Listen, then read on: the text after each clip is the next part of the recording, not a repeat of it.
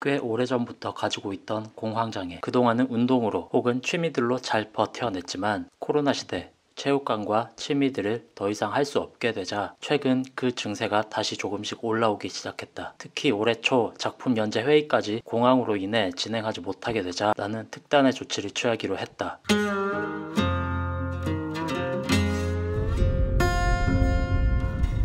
구글, 오라클, 애플, 삼성, LG 등의 세계적인 기업 오너들도 마음을 다스리기 위해 한다는 명상. 제주에서 때마침 아는 분의 추천으로 명상을 배우게 될 기회를 얻게 되었다. 도우님도 그런 경험이 있으셨고? 네, 저는 그 당시에 제가 복싱을 되게 열심히 하고 있었는데 의사 선생님이 일단은 약물 말고 운동이랑 심리 상담만으로 해보자 라고 해서 그렇게 했었거든요. 그 당시에는 버티면서 넘어갔었는데 올 초에 코로나 때문에 체육관을 못 가게 되니까 다시 이제 새 연재를 시작을 해야 되는데 일을 시작하려고 하자마자 이제 다시 뭔가 도지는 거예요. 아, 그러면 체육관도 못 가는데 명상은 좋지 않을까 싶은 마음도 있어서.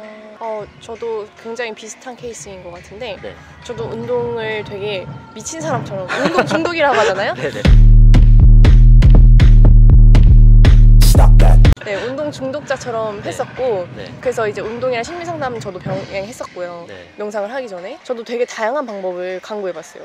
운동도 너무 많이 했는데 네. 운동에도 답이 없더라고요. 어떠한 그것도 사물이나 이제 타인을 의존하는 거기 때문에 네. 나 자신을 의존할 수 있는 무언가를 찾다 보니까 명상이 답이라는 걸 저는 스스로 알게 되었고 네. 지금 그래서 1년 좀 넘게 이제 수련을 하고 있는데 네. 그래서 저는 이게 아까 말씀드렸듯이 자꾸 도져요. 공황장애, 우울증, 모든 사람이든 다 내포는 되어 있는데 그게 시기가 조금 다를 뿐이지 누구든 다 잠재되어 있는 것이죠.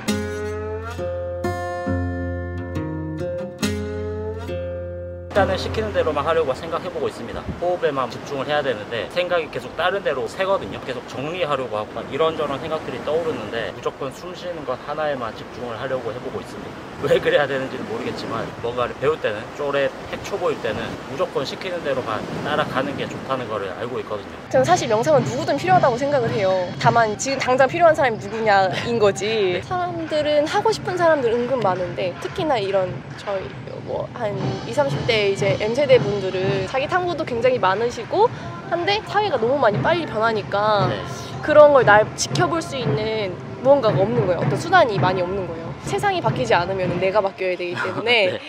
나를 위해서라도 명상이라는 수단을 잘 사용하셔서 고통을 없앨 수는 없잖아요, 사실. 그쵸. 고통에서 어떻게 자유로워지고 유연해지느냐 그런 방법을 터득하는 게 기술 중에 하나가 이제 명상이고 네. 이게 마음만 유연해진다고 되는 건 아니고 사실 몸이랑 마음이랑 연결되어 있는 것은 무시하지 못하는 거거든요. 네. 그래서 운동을 하시는 이유도 마음을 반영한 게 몸이고 몸을 반영한 게 마음이다. 이렇게 말씀드릴 수 있을 것 같아요. 그래서 둘 다 적절하게 병행하시면서 하시면 조금 마음 케어 하시는 데는 편하시지 않을까라고 생각이 들어요. 가장 중요한 건 그때 동호님도 시작하실 때 어떤 마음이실지 모르겠는데 네. 시작할 때 신뢰가 가장 중요한 것 같아요. 실외요. 신뢰가.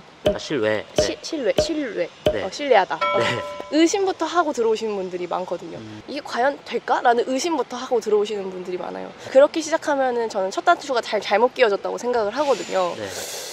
그래서 그냥 해보는 그냥 어떠한 이유나 기대도 하지 않고 네. 일단 나를 위한 것이면은 그냥 해보라고 권유드리고 싶고 판단은 추후에 가서 해도 늦지 않다라고 저는 생각이 들어요. 마음과 몸을 다루는 어떠한 대상이 있잖아요. 몸을 다루는 데서는 몸 운동이 필요한 거고 마음 운동은 이제 명상이 주가 되는 거죠. 두 가지를 적절하게 이제 네. 균형을 이뤄야지 내가 네. 몸을 잘못 소홀하게 됐다? 그러면 또 마음에서 반영이 되는 거고 마음에서 소홀하게 했다? 그럼 몸에서 반영이 되고 뭐 이런 식으로 하나가 무너지면 균형이 안 맞아서 삶에 약간 고통이 있을 수도 있다. 네. 네. 네. 근데 심리 상담은 내가 마음 먹을 때 갈 수는 있지만 늘 찾을 수 있는 곳은 아니잖아요. 맞아요. 시간을 내어서 예약을 해야 되고 돈도 지불해야 되고 사실 명상이라는 것은 요새 유튜브 너무 잘 돼 있어서 맘만 먹으면 장소가 어디든 할 수 있는 거고 그리고 가장 중요한 게 아까 말씀드렸듯이 타인을 의존하느냐 나를 의존하느냐 그 두 개의 차이인 것 같아요.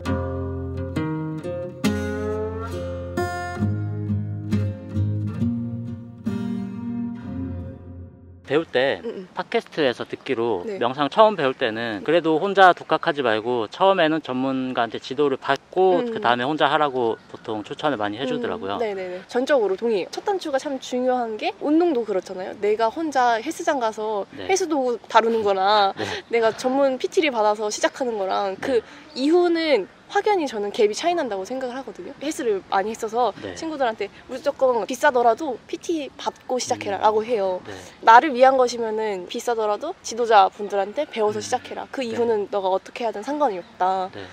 그렇게 말씀드리거든요. 내가 나 혼자 시작하면은 왜곡될 가능성이 너무 커요. 네.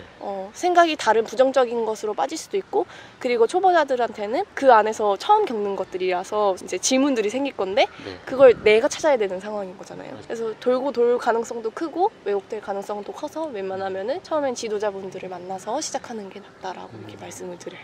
제주도에 계신 분들은 선생님한테 들으시면 제주도에 계신 분들은 네. 저한테 오세요. 인스타 DM 보내시면 되는 건가요? 네. 인스타 DM 주시면은 무디타 마인드 서핑. 마인드 서핑 검색. 무디타 마인드 서핑이라고 치면은 그냥 마인드 서핑이라 쳐도 나오거든요. 공황장애든 우울증이든 어떠한 심적인 질병이 있으신 분들은 병이라고 사실 말하기도 부끄러워요. 왜냐면은 병 이상하다 그런 식으로 바라보지 않고 그 답을 나 혼자서 찾으려고 하지도 말고 주변에게 도움을 잘 요청하셨으면 좋겠고, 내 안에서 자꾸 답을 찾으면 참 좋겠지만 공황장애가 있을 때 그런 식으로 하게 되면 오히려 부정적이게 더 왜곡될 가능성이 크거든요. 네. 공황장애도 그런 레벨이 있잖아요. 맞아요. 조금 낮으면은 명상으로 치유해도 괜찮아요. 근데 이제 그 레벨이 높아지면은 심리 치유를 먼저 하시고 오시는 게 좋아서 도움을 잘 요청하셔서 극복하시길 바랍니다. 혼자만의 일이 아니라는 걸. 세상이 만들어 놓은 어떠한 것들 때문에 내가 주관적인 생각을 하는 거고, 결코 그게 본인의 잘못은 아니라는 거. 남의 시선 의식하지 말고 나의 시선으로 살라고. 네. 진지하게 서울 올라가서도 명상을 하려고 생각 중이에요. 일단은 혼자서 시도해 볼 거긴 한데 아무래도 처음에는 그래도 지도자가 있는 게 좋을 것 같아서 올라가서 부근에 명상센터가 있는지도 한번 알아보고, 문제는 제 하루 루틴에 명상을 어디에 끼워 넣냐 이건데, 아침 일과 시작 전에 끼워 넣는 게 가장 좋다고들은 하는데 잘 모르겠어요. 이게 아침, 점심 이때 내가 그 루틴에 명상을 끼워 넣을 수 있을까? 일단은 시도는 해봐야겠지만 어떻게 될지 모르겠습니다. 제가 좋아하는 스님도 한 분 계신데, 만화 그리는 어라 스님, 본명은 지찬 스님이라고 계신데, 제가 뭐 불교는 아니고요. 저는 종교가 없지만 어쨌든 그분께도 명상하면 스님 아니겠습니까? 그분께도 조금 조언을 구해볼까 합니다. 올라가서. 공황장애 무서워요, 여러분. 마음 잘 챙기셔야 합니다. 행복이 뭐라고 생각하세요? 행복이요? 네. 저는 행복은 어떤 몰입의 연속이라고. 몰입의 연속. 명상 자체의 의미도 지금 이 순간에 머무는 것이라고 표현을 해요. 참 근데 저는 그 말이 좋은 게, 생각이나 어떠한 상상, 미래 혹은 과거 생각에 얽매여 있는 경우가 너무 많잖아요. 그럴 때 고통이 발생하는 거고, 지금이라는 거는 지금 계속 찰나찰나찰나 변화하고 있는 순간이잖아요. 이 순간을 소중하게 여기고, 그리고 그 순간의 연속을 계속 느끼게 되다 보면은 아주 큰 것이 아니라 대단한 것도 아니라 사소한 것에서 행복을 참 저는 많이 느낀다고 생각을 해요. 지금 이 순간의 몰입을 연속적으로 하려고 하는 것, 그것이 행복이라고 저는 생각을 합니다. 뭔가 되게 열정이 느껴지기도 하고, 몰입의 연속이라는 말에서 네. 활동적인 사람이라는 게 느껴지기도 하고, 되게 행복은 몰입의 연속이다.